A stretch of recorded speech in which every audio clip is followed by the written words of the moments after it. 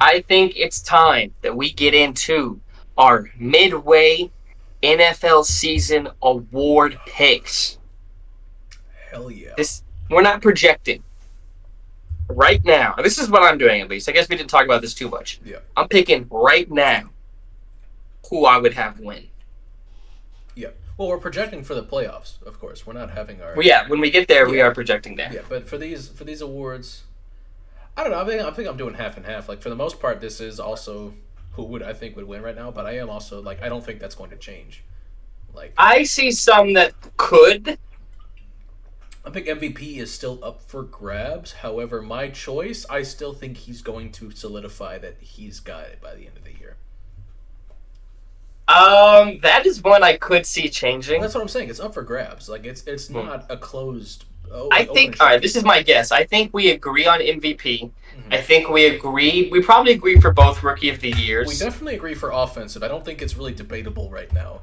After, No, well, okay, I don't want to be disrespectful to somebody else, but there's somebody else who has not done quite as much you the know last what? couple of weeks. Let's just get Let's into just it. get into it. MVP. Let's start from the top. I think we both have Lamar Jackson We sure do. MVP. And like I said, this is not an Easy open and pick. shut case.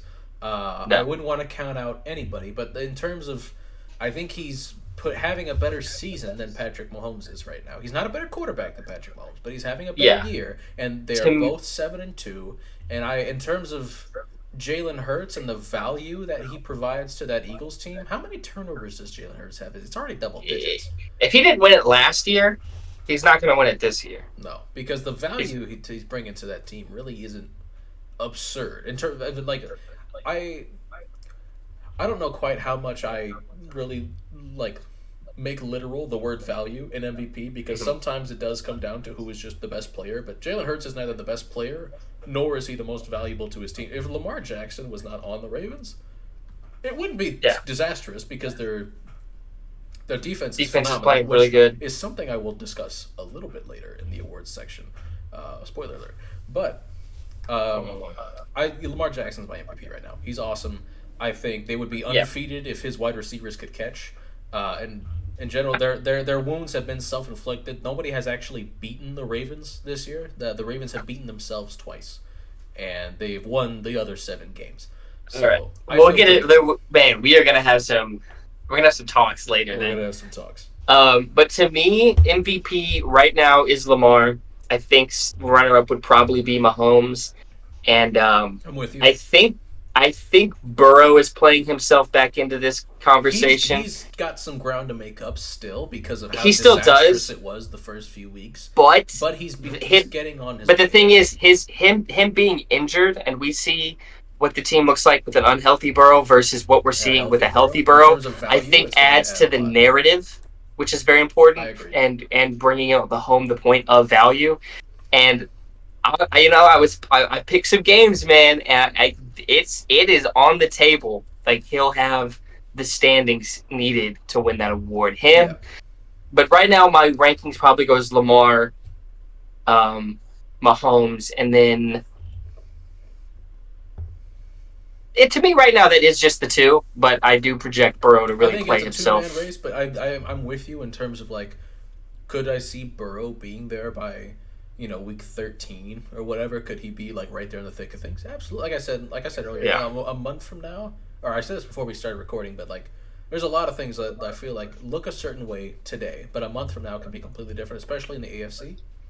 yeah. I had the Jets making playoffs last time we did this. I did too. I I'm pretty sure. I don't have them anymore. It's been a rough month for the Jets. Rough. I had the Cowboys winning the division a month ago. It's I do been a not have that rough, anymore. tiny rough stretch for the It's just Cowboys. been a rough week, but it's just a fucking God, what the fuck kind of week. Trying to think of some others.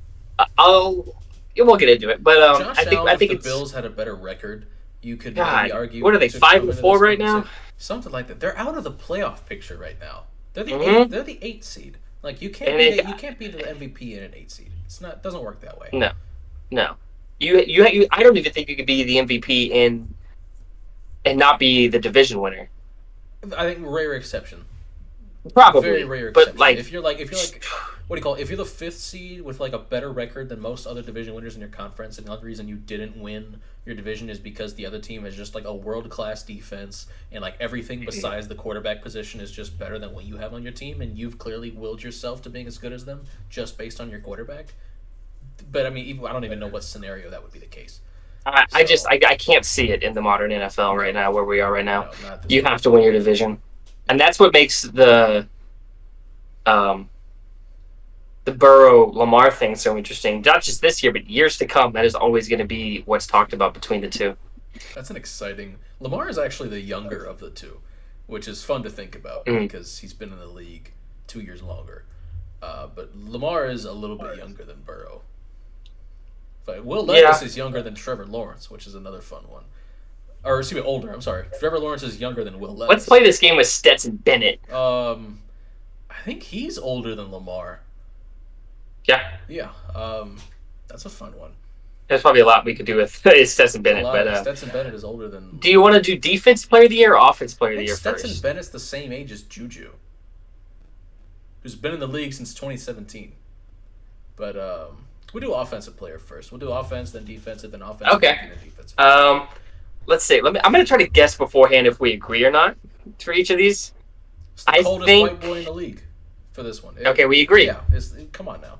This Okay. was our pick in the quarterly segment. I don't think he's done anything to change that. He's No. still a weekly Yeah. touchdown machine. Yeah, this touchdown streak Um, is absurd, historic. The only thing I could see that would not take him out of it, but like make him lose it is if Tyreek Hill. First of all, if It's the 2,000 yards, it's Niners, over. if the Niners don't win their division and the Dolphins do win their division, They will. and Tyreek has the 2,000 yards, I could see him taking it from him. Yeah. But even then, I think if he could, let's say he keeps this touchdown streak for the Yeah. rest of the season, Yeah. I do think that's more impressive than 2,000 yards.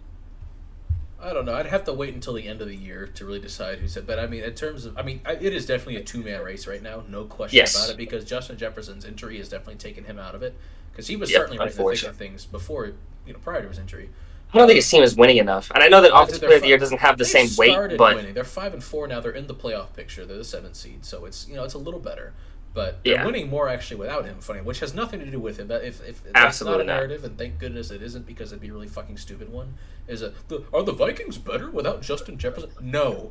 The answer is so obviously no. God, I Um, hate when people do those dumbass They dude. do it with John Morant all the time. We're 1-6. They do it with right Luka. now.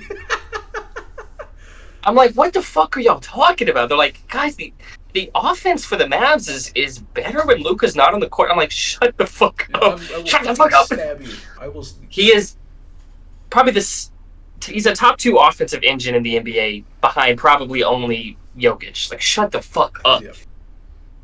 Okay, people cut a little more, and there's a little more movement because Because you have to. Okay. Okay. it's more spread out. That's the Yes. difference. Which is exactly But what it was even- with Memphis. When you have a facilitator like Tyus Jones, it's okay if John Morant's not on the court because you've got one of the best facilitators in the league and you've got an offense that can spread out. Yeah. But we don't have Tyus Jones anymore, so whatever. Yeah, but If we had Tyus anyways. Jones, we'd probably be closer to like 3-4, 4-3 right now, 100%. All right, so we both agreed on Offensive Player of the Year. I think if I had to guess, I'm going to guess. Than MVP. I guess we both agree on Defensive Player of the Year. If I had to guess, This one But- was the toughest one for me to pick because there are really, a ton of legitimate candidates, and like there's really 3 main guys. There's a 4th one, but I'm just gonna say Max Crosby is not a candidate because the Raiders kind of suck.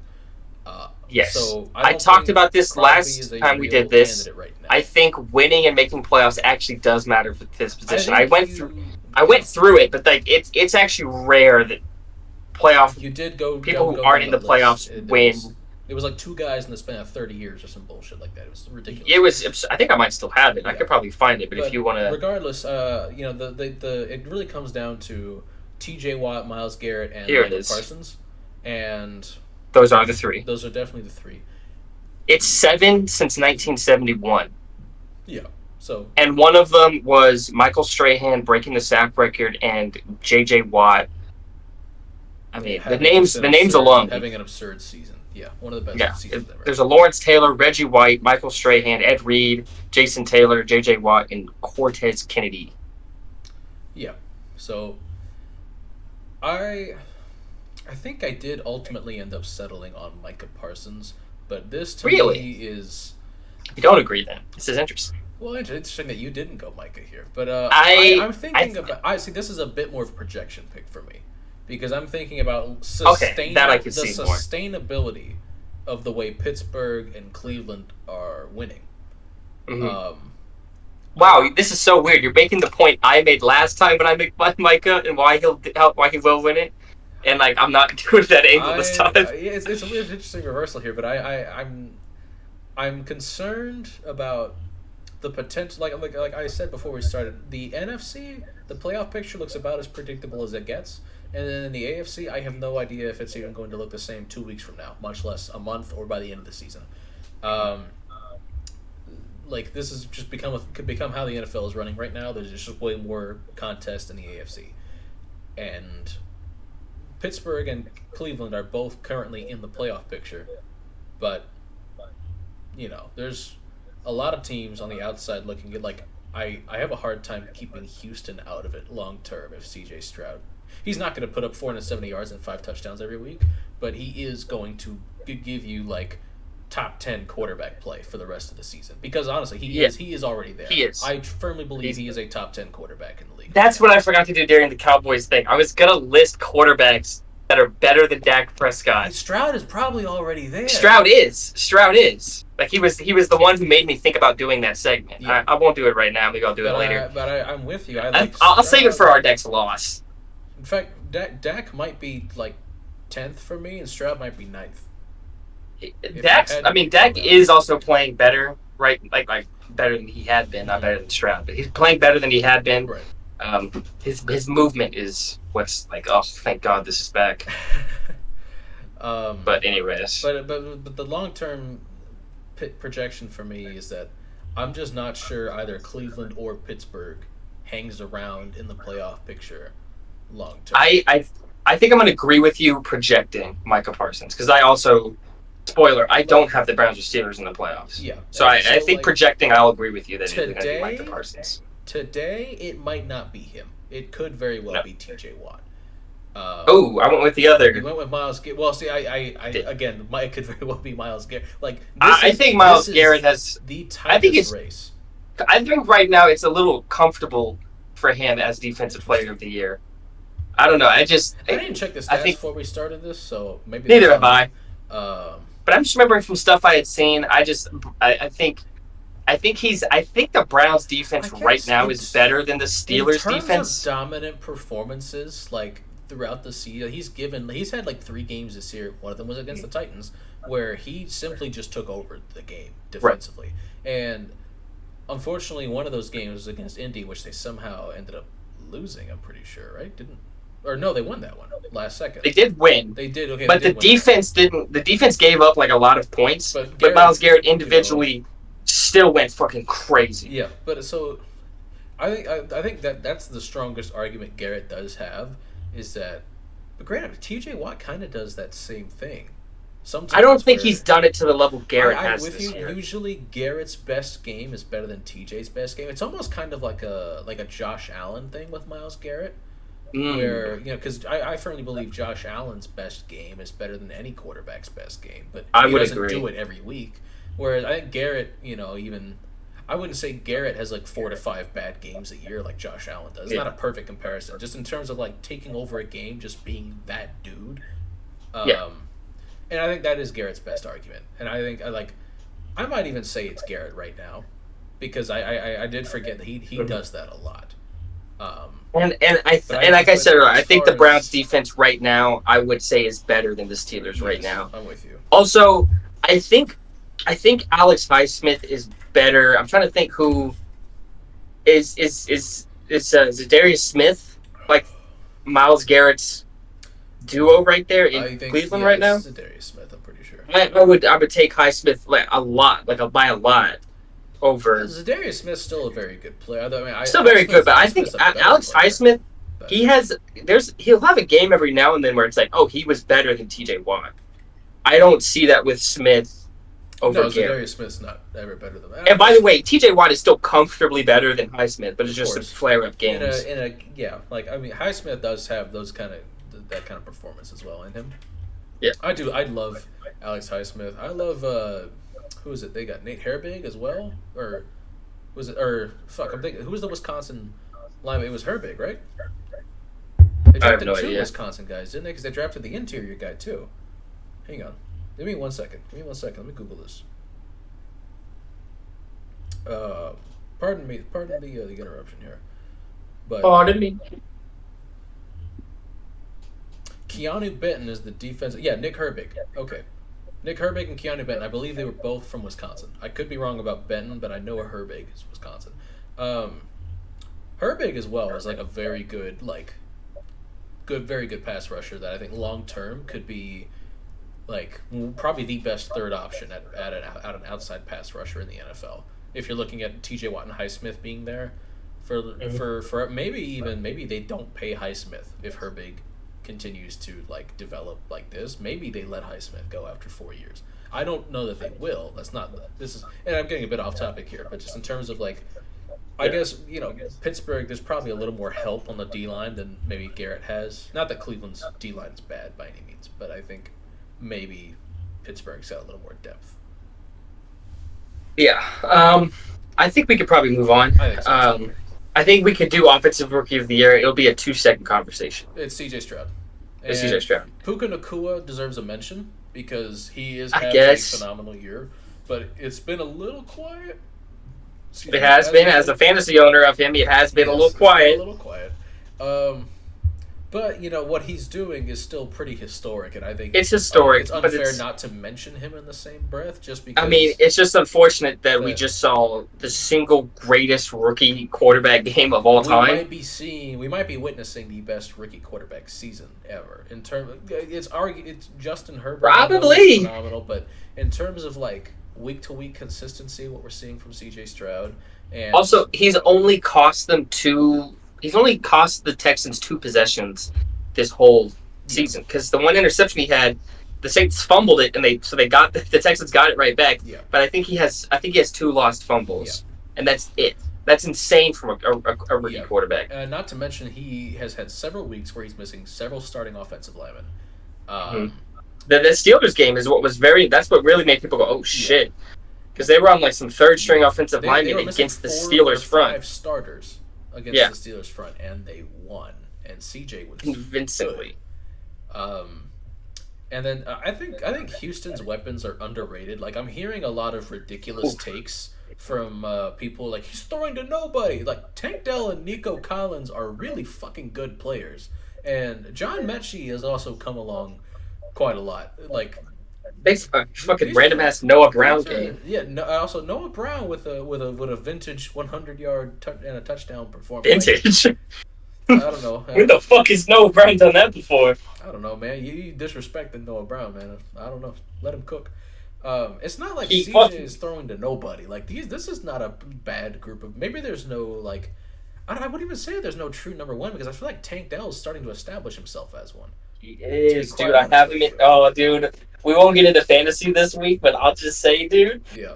I've got Tank Dell in all 3 of the leagues. Oh man, that man's cooking Tank for Dell's me. fantastic, and I made the call. I was like, should I play? Because I had both. I had Nico Collins and Tank Dell. And I was like, I think Tank Dell is the better guy right now. Yeah. It was close, like in terms of production. It was really close. And I was like, you know what? I feel Tank Dell. Yeah, and Nico Collins. Nico Collins caught a touchdown having first, a and breakout year. I was like, fuck, did I Sure. pick the wrong guy? And then Tank Dell. I was like, never mind. This is the Nico Collins I've been waiting to see for a couple of years now, because I've always liked Nico Collins, right? But I always knew like there was an extra, like there was a step up there, because he's got decent size, he's got good speed. Like, there was always the potential for something really nice here, and he's become that. He's a very, very, very good wide receiver.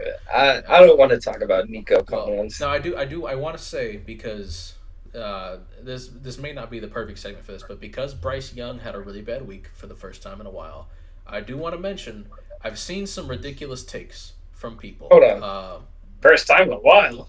You have not been watching Bryce Young the last few Fuck weeks. no, I haven't, dude. They have 1 win. Yeah, because the team is terrible. That's not Bryce Young's fault. Bryce Young was The playing. team is terrible, Bryce but Young was I no, no, mean, no. Bryce Young was playing good football up until this week. good. Yes, good football. If you watch Bryce Young is playing good football. This last week was really bad. I'm not defending his cult performance. All I've seen are lowlights. Why are you looking for Bryce Young lowlights? I'm not. I'm watching Red Zone, and every time they cut to a Panthers game on offense, it's him getting fucked. It's him. It's him throwing it to Aiden Hutchinson, who's running it back. I'm like, what the fuck are you doing? Bryce Young only has 2 multi-interception games this season. I'm pretty sure. How many multi-touchdown games does he have this year? Also 2, I think. Just 2 more than Ryan Tannehill. Look, I'm not saying it's his fault, but it's like it's not. Look, CJ Stroud is cleared above. That's not what I'm saying. Let me make my point here before I was so rudely interrupted by. Well, sorry, you were like, hey, Bryce Young, hey guys, let's calm down. It's like, no. I'm just saying I've seen some revisionist history from some morons. No, like this was like the most absurdly dumb thing I think I've read in a while. I saw somebody say anyone with a brain cell could tell you that Stroud was a better prospect than Young because Young had all the talent in the world at Alabama and Stroud did not have nearly as much at Ohio State. C.J. Stroud was throwing to Marvin Harrison Jr. They had me until that very end. I was like, you know what? I've heard that take. I heard that take, and then it fell off at the end. The take that Bryce Young had all the talent in the world at Bama is not even remotely valid. The only wide receiver he had was Jahmyr Gibbs, who is a running back. He had nobody to throw to at Bama. He had to elevate the wide receiver talent and the tight end talent at Bama. And he's doing the same thing in Carolina for the most part. What offensive line talent did he have in front of him? None. Bama's offensive line has been shit since Bryce took over. All the good players left when Mac Jones left. Bama's offensive line, they're allowing the 5th most sacks in the country this year. They allowed a shit ton of sacks the last 2 years as well. Bama's offensive line is not good. Bryce Young is going to have Drew Brees' career trajectory. It just won't work on the Panthers. I don't dislike that take at all. I would love Bryce Young with a real competent team around. I do want to see what Bryce Young does with like. I'm not saying he's going to be better than Stroud. Like I'm already ready to admit I was wrong about Bryce being the better prospect. Stroud is phenomenal. Stroud is again top 10 as a rookie and like convincingly so. Only halfway through the season. This is not some Bryce Young is secretly better propaganda. No, if CJ Stroud was on the Panthers, they probably have about 3 wins right now. I'm just saying. Yeah, they'd still be bad, but I'm just saying the narrative about like people are pretending that it was always so ridiculously obvious that CJ Stroud has always been the better player, as if Bryce Young didn't have to elevate a team with like Cameron Latu as his best pass catcher. Like, what are we doing? This is ridiculous. C.J. Stroud was throwing to Marvin Harrison Jr., Emeka Egbuka, and Jackson Smith and Jigba. And then the year before that, he was throwing to Garrett Wilson and Chris Olave and Jackson Smith and Jigba. I'm sorry, that's not talent. I hate that you do this. You see one bad take, you see one tweet, and you're like, I gotta unload about this dumbass. Okay, you're right. I am targeting this one guy. This is the first time I've seen anybody like compare it this way, but I have seen a ton of people. Like anytime anything good ever happens with CJ Stroud, anytime anybody posts a highlight, the comments are just full of he was always the better prospect. Can you elaborate? Were you saying this during the draft? Like, were you saying... I mean, a lot of people... I think a decent bit of people were. And it comes down to Bryce Young's size. There was plenty of people being like, I can't draft a quarterback that size. I don't think size is the reason Carolina's struggling right now. I don't think it's because Bryce is too small. No, it's not. But, like, in terms of people, like, being like, I think he was the better prospect, I think there is probably... Bryce Young is one of the more scrutinized first-round picks that everybody knew was going to go first that we've seen in a while. There were definitely people saying Stroud was better. Like, I'm not going to pretend like... And I'm not saying it was ridiculously obvious that Bryce was the better player. I'm just saying, like... Were you saying that then? The way... maybe I did. But I'm saying the argument that people are making... Because it's very easy to say this now, halfway through their rookie seasons, that... Hold on, actually, do you remember when Stroud was a bust during preseason? Oh, it was hilarious. It's just so funny to think about. It is, because people do this every year. With Jamar Chase, too. I was one of the first people to say, hey, calm the fuck down. He dropped 3 passes in the preseason. It doesn't fucking matter. He's gonna be fine. And sure enough, he was top 10 in his rookie year. Like, it's okay. Guys can have bad preseasons. It's not the end of the world. Yeah.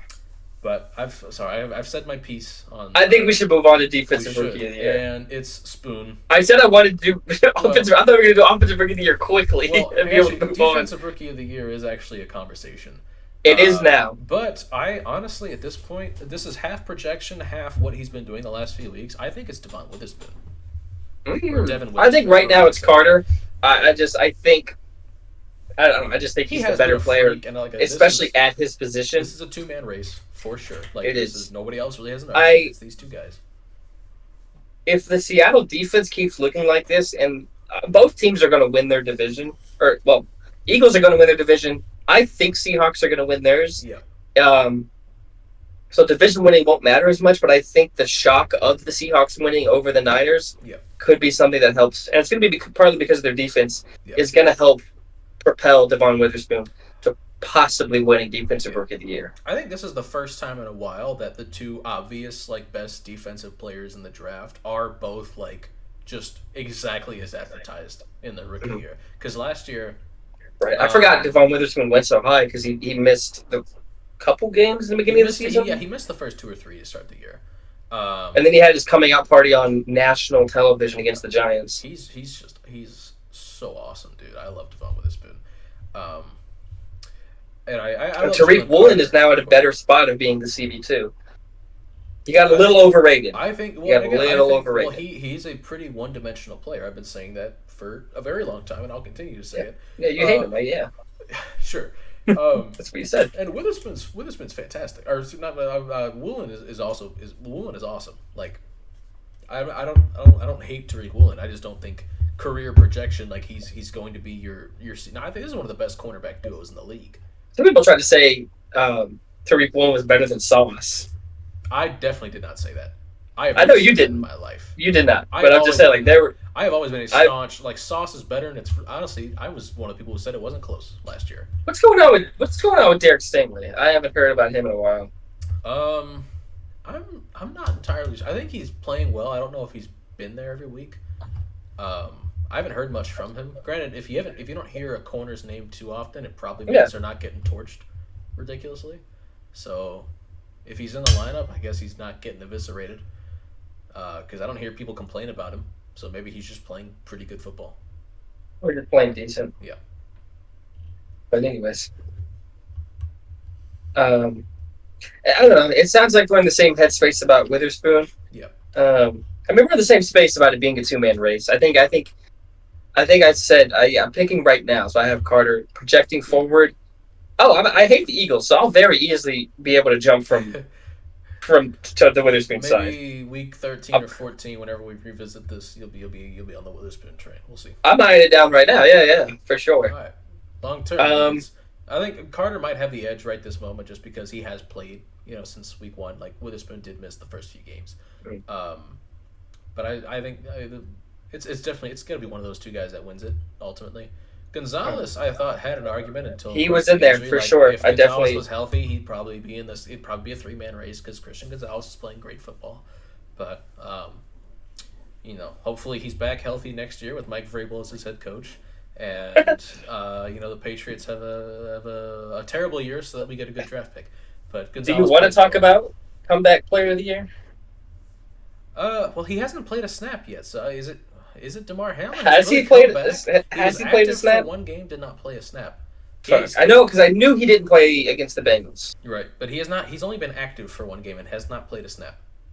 In that one game, he didn't. So the thing was okay. As soon as he steps on the field, but he hasn't stepped on the field. So is him being on a roster enough? See, I think him being alive, honestly, is enough. He literally came back from death. That's pretty impressive, obviously. So at the end of it wouldn't upset me at all if he won it. I'm just not sure he's as much of a slam dunk unless he actually plays a snap at some point this year. I don't know if it's a slam dunk. Yeah, but to me, it's like who else? And I'm going to say this: I hate when comeback player of the year is just used as most improved. I think circumstantially, Because it's like, circumstantially, yeah, it's okay. Like when Ryan Tannehill won it in 2019, he didn't just win Most Improved. He literally turned the season around in Tennessee. That was the 2-4 team that after a quarterback change made the AFC Championship game. Like that's a little but I'm different just than like, I just somebody wish the being. NFL would add in a most improved then if they're gonna I'm if with that you. stuff counted. I'm with you, Because I'm but like, what did they come back from being ass? well, the rule, the It's criteria does actually state poor play is something you can come back from. It is I actually know, and in I the hate award that. the I criteria hate for it. you. But I'm with you. There should just be a most improved player because that should be its own separate thing. I think comeback player of the year should be. Well, granted, it is still overcoming adversity. If you're ass and you go from being ass to being really good, you are coming back They from should something. pick they should pick a Jets defensive player for overcoming if they make playoffs for overcoming Zach Wilson's shitty play. For overcoming not having Aaron Rodgers on offense. Yeah. Which it But sucks. I like it. Like if Aaron Rodgers, if you told me he was coming back like next week, I'd have the Jets in the playoffs. But oh it's not. yeah. It's not happening next week. Yeah. Give him a couple weeks. Yeah, but I think I'm gonna say Damar Hamlin is currently my pick for comeback player of the year. Yeah. But as far as like somebody to win it who Has played a snap. has played and is actually coming back. Um, who was Tua, right? I Wasn't guess he had some. He missed the playoff game. He missed a lot of games in the second half of the year last year. Tua is probably like off the top of my head, probably the highest up there. But yeah, who I'm had not like looking into it. who had like a season-ending injury last year? Excuse me, that came back like I'm I looking don't at the know. teams right now. Let me scan them. Um, I'm having a hard time with this one. I don't know. Stafford maybe, but he's already missed time this year too. Yeah, he's So already out again. So I'm gonna say Tua. I'm just gonna go like if it's not Damar Hamlin, it's Tua. If you're gonna give it to like a yeah, player that's actually playing, it's Tua. yeah. Um, If Aaron Rodgers is able to come back, if Aaron Rodgers is able to come back within the season, you never know. Yeah, I can we'll see. see. Um, And also, Kirk Cousins is hoping Aaron Rodgers comes back in the middle of this season, so Kirk Cousins can be comeback player of the year next year. oh yeah. But yeah, Oh, a future well, Niner, let's see. Kirk Cousins. If If ever there was an off-season forward, it's this one. So the we'll Brock Purdy is opening up that fucking door see. every Every week, week. Yeah, I'm just, and at they this play the point, Jags next just week, let which is tough. Sam Darnold get a crack at it. Just Might as let well. Sam Darnold do because he at least gives you like, you have fun watching Sam Darnold. Whether he's playing good or bad, you have a grand old time watching Sam Darnold. Like just let him have a shot. But we moving on to Coach of the Year, presumably, or do we Coach have of the any more year. picks for Comeback Player of the Year? No, yeah, I was trying, Okay, I was prepping to switch over. okay. I see Um, Dirk feet under the bed. oh Dirk yeah, feet. were they Hi, buddy. shaking around? Hi, buddy. Shaking around Um, vigorously. I've got Motor City Dan Campbell. Yeah. Yeah. In fact, actually, I initially had Mike McDaniel, but I think at this point it is Dan Campbell. I kind of forgot for a second. It probably is Dan Campbell. I think Yeah, McDaniel's the runner-up, though. yeah, it's between them. There's just Owens 6-0 against losing teams, 0-3 against winning teams. That's pretty much It taking him out of matters. it. John Harbaugh, I feel like has an option or has a horse in Yes. the race, but he's won it before. And it's Also, not like the Ravens are doing anything unexpected. and You also know, Jared Goff, Lamar Lamar Jackson. Jackson, not the same. Jared Goff is Goff's good. playing well. There's a difference there. Goff is good. He's not Lamar Jackson. Yeah. Now, granted, I mean, who gets more credit for Goff? Is that Dan Campbell or is that Ben Johnson? I feel like that's Ben Johnson. Yeah, I mean, yeah, But but Dan I think Campbell the is coaching entire his ass team. off. Yeah, Dan Campbell is Mike Vrabel if he knew how to hire coordinators. That's what Dan Campbell is to me. In terms of like his role with the team, not the same personality. I think Dan Campbell's okay, a yeah, better yeah. motivator. I'll give you that. Then. I Yeah, think yeah. but Mike Vrabel's a bit more of a hard ass, but they both bring a toughness to their culture. That's the foundation of their culture is toughness. They get insane buy-in, And I think the primary difference between them is Dan Campbell is much better at building a staff than Mike Vrabel has proven. which should probably also come into play. Absolutely, and I think that matters. If you're a CEO type coach, if you can build a good staff, like one that it shows you know what the fuck you're doing, but also Yeah. it shows that you're letting the people who are in control have control. You're letting other Yeah. people just handle their responsibilities accordingly instead of trying to do everything yourself, which Mike Vrabel has a tendency to do, and it hurts his team when he does it. So I think it is probably Dan Campbell. And then let's just go ahead and move on to assistant For or whatever me, it's called. for assistant coach of the year, like who's Yeah. the best coordinator?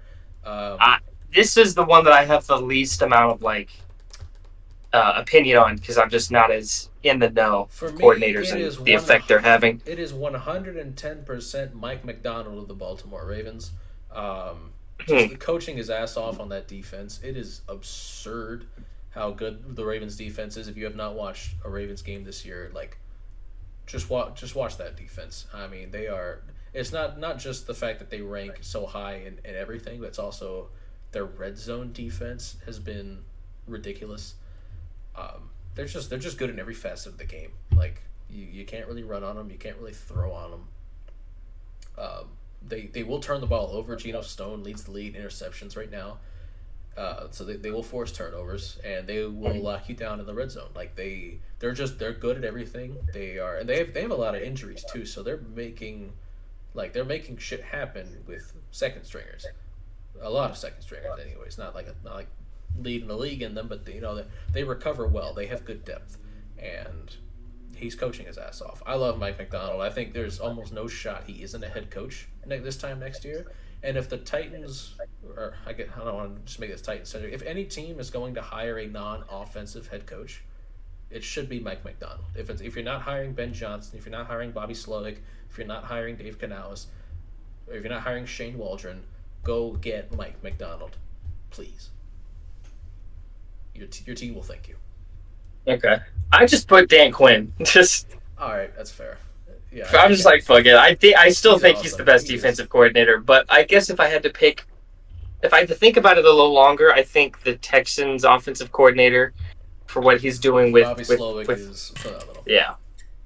Um, that's pretty much it. I mean, I guess Ben Johnson could also always be in that conversation, Yeah, and as much credit but as much credit as you have to give C.J. Stroud for the performance he's having this year, Bobby Slovic for helping unlock what Nico Collins has always been capable of, Tank Dell for being the machine that he is. yeah, Like you said, Noah Brown legacy game for no reason. fucking random Uh, ass. I think Dalton Schultz did a decent game too. Yeah, Um, he's been great this year. yeah, he's been a very good he's been what he's always been, just doing it to the highest degree. Yeah. And I think I'll be honest. I'm just excited to get into the next yeah, segment playoff here. predictions.